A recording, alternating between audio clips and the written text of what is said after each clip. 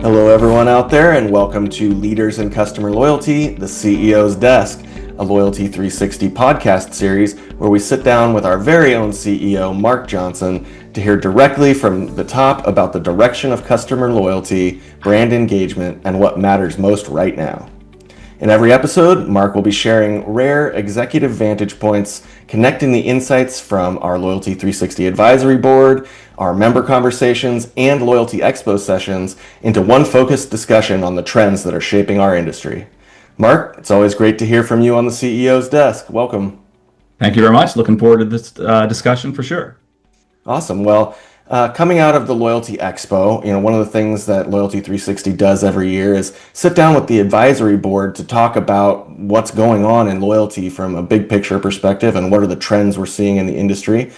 So would you want to explain a little bit about what you take away from those discussions and how we compile this list? Yeah, absolutely. So every year for the past 3 years, we have met with our advisory board, which we spun up kind of a year or two after COVID. The goal of the advisory board is really to elevate customer loyalty within kind of all industries, right? So it's a very diverse board. We meet the first day of the conference and just have an open discussion. We go around the room. I think this time there are about 30 different advisors and people who are on committees within Loyalty360 that we asked them what were the challenges or opportunities they see for their program. And I think there's 11 this year. Last year there were 7, so a little bit different. But the big trends we saw, again, very qualitative, and we'll get into this a little bit more on each topic individually, but organizational alignment is very important right now for brands. There's a big push for substantiating and reinforcing the program and the program value. Obviously, customer focus, especially in these kind of challenging economic times, is front and center.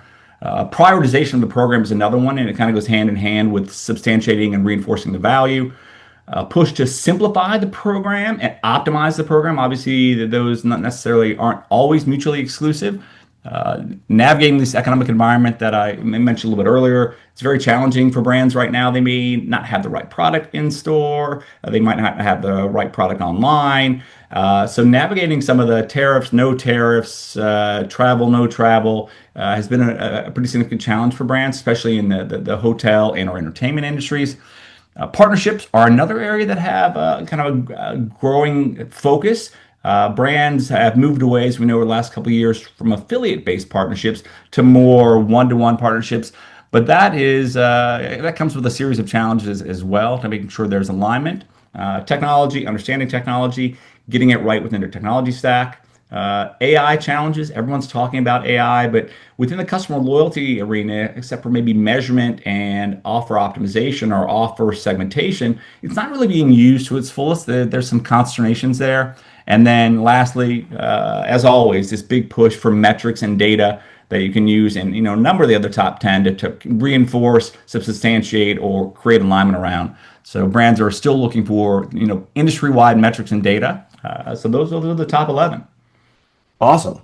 Well, let's dive in and kind of talk about each of these 11 things in a little more detail. And I guess we'll start at the top of the list with organizational alignment. I know from your seat, you're constantly hearing how challenging it is for brands to get internal teams aligned around loyalty. What do you think is the core breakdown happening here, and how can loyalty leaders really earn buy-in across all departments more effectively?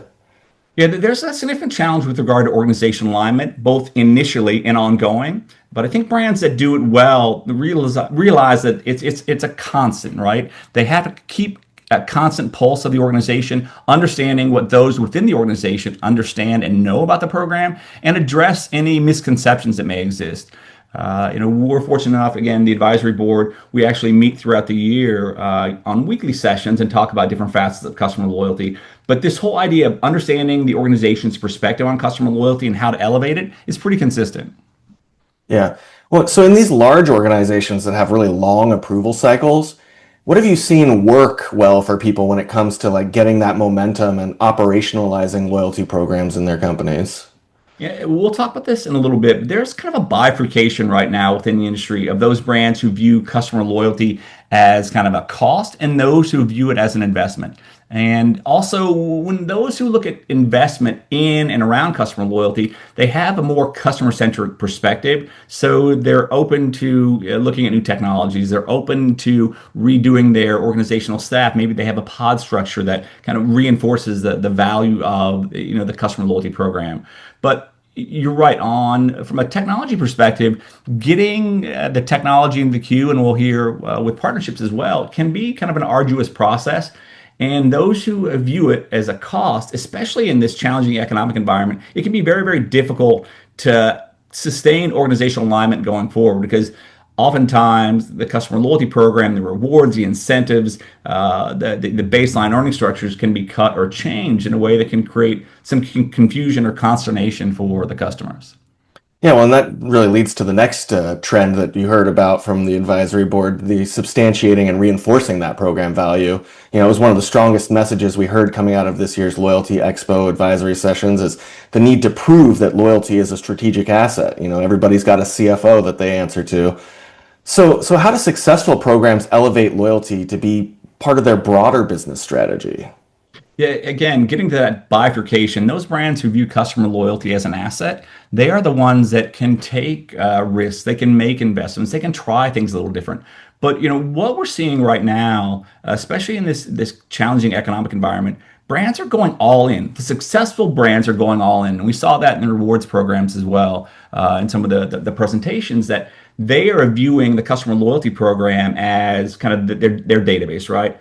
With walled gardens and some challenges with regard to measurement from more traditional CPM type acquisition models, brands are really focused on leveraging the customer loyalty data. So if you have 1 to 5, 5 being your most loyal customers, how do I move that 4 to a 5? How do I move that 3 to a 4?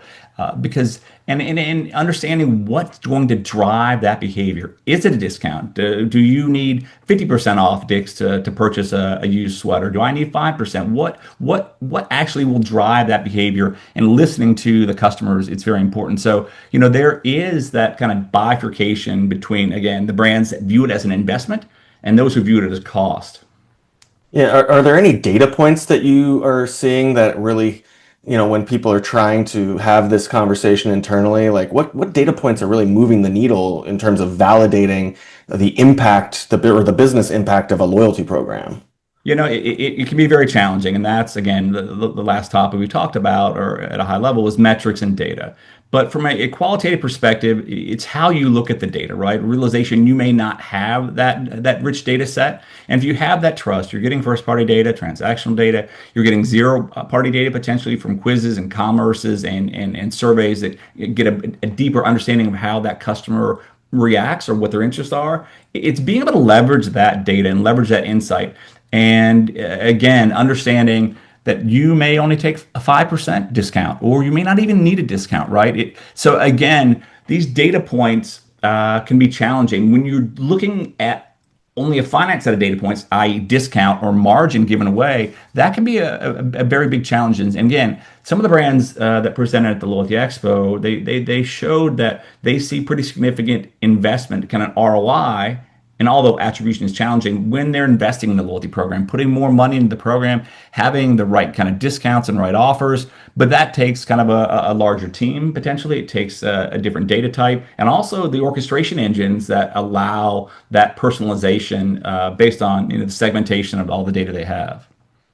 Yeah, I mean, I've heard that a lot over and over at the expo, people having those same challenges, and I think it keeps coming back to what our next trend was, which is customer focus, right? The customer lens is always front and center in these most successful programs. But as you've pointed out, many programs are still falling short in showing customers real differentiated value. Like, how are the most innovative brands closing the gap between like the evolving customer needs and desires and what their loyalty program design offers? That can be a big challenge. Many brands traditionally are challenged with regard to listening to and understanding their customers. and being able to put yourself in your customer's shoes, understanding what they find value in the program is very important. So the innovative brands, again, they have kind of a unique structure. They are, looking at ways the customer engages with the brands. They're listening to them, right? They have kind of an active feedback loop.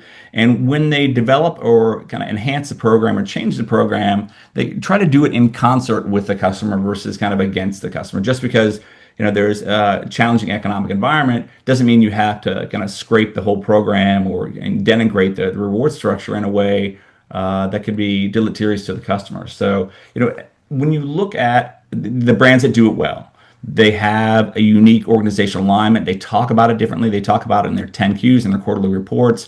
It's a focus where those brands who view it as a cost, they don't talk about it the same way. They have maybe one or two people running the program, traditionally a little more junior, and it just doesn't have that focus within the organization. And again, you can see culture, I think, is a big piece of this as well.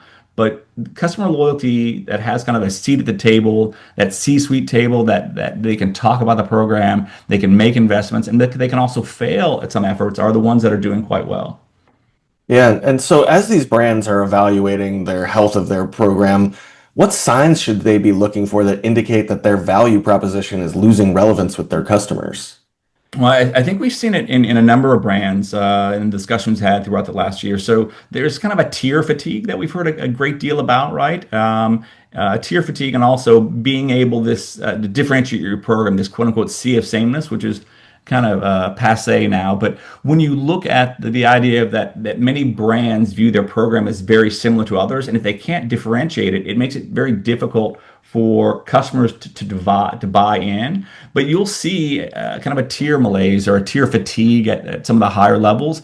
People at that top tier, the gold tier, that diamond tier, may not be engaging with the brand in the way they used to. So their preferences have changed potentially, or how they were brought into the program may be a challenge. It's really looking at kind of all those segments that you have and understanding, again, what they value. It's not necessarily difficult, but making sure you're providing that value in a manner the customer wants and it resonates with. Totally. So all this talk about how you align internally, there's always going to be competition for priority within an organization. And we've seen that this is something that folks have come back and said is a trend this year. How do you look at loyalty and elevate it when it's one of many initiatives vying for attention within your company? So do you No, have any advice for loyalty leaders who are trying to rise above the internal noise and keep loyalty top of mind at the executive level in their companies? yeah, I think we touched on this a little bit, but it's really understanding what the organization knows about the program. We've had, as I mentioned, over the last year, many sessions on this weekly. And when a successful program, someone comes into a new program, it's really about getting kind of a temperature within the organization. What the CMO, CFO, the director, who may know about the program, right? And truly addressing those misperceptions. What metrics do you have in place? And being able to kind of foster that relationship with those in the more senior position, but also downstream as well, making sure they understand the value of the program. If you have service reps at the front line, are they asking you if you're a member? Are they engaging you? Are they getting you into the program? So again, training can be kind of a big piece of that as well. But I think the most important thing, and we've consistently heard, is that understanding what those within the organization know about the program, feel about the program, and if there's misconceptions, how do you address them? What metrics do you need to address that within whomever within the organization may have a challenge or a misunderstanding, to proactively build and kind of engender focus for the customer loyalty program? Awesome. Well, we all know within an internal discussion, you might not get everything that you want when you could go and ask for, some improvements to your program. Have you seen some examples where brands are still able to make meaningful loyalty progress even without having all the internal green lights that they desire?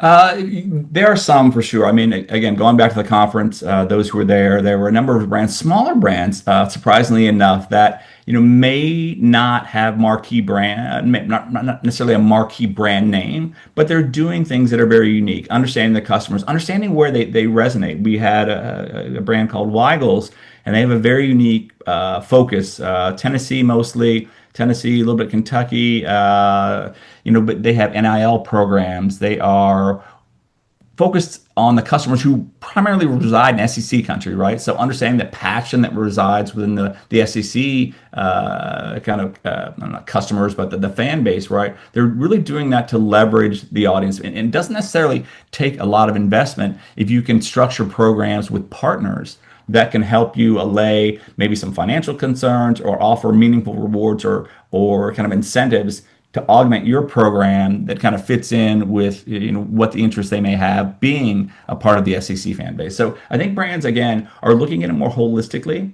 and there may be challenges internally with technology and kind of looking at and being able to try things quickly. Again, going back to Weigels, right? I think there are 85, 87 locations.